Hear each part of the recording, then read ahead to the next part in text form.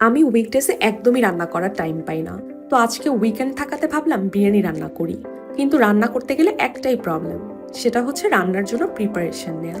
এই যেমন মশলা গুঁড়া করা বা বাটা, এতেই কিন্তু অনেক সময় চলে যায়। তাই আমার জন্য একটা কুইক সলিউশন হলো এই ইলেকট্রিক গ্রাইন্ডার।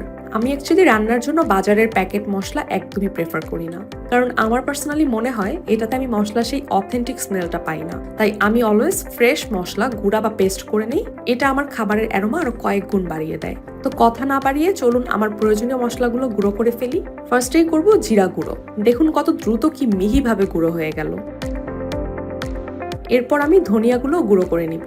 সেম গ্রাইন্ডারটা দিয়ে কিন্তু আপনারা যে কোনো টাইপের মশলা যেমন এলাচ, দারচিনি, জয়ফল, তেজপাতা এগুলোও গুঁড়ো করে নিতে পারবেন।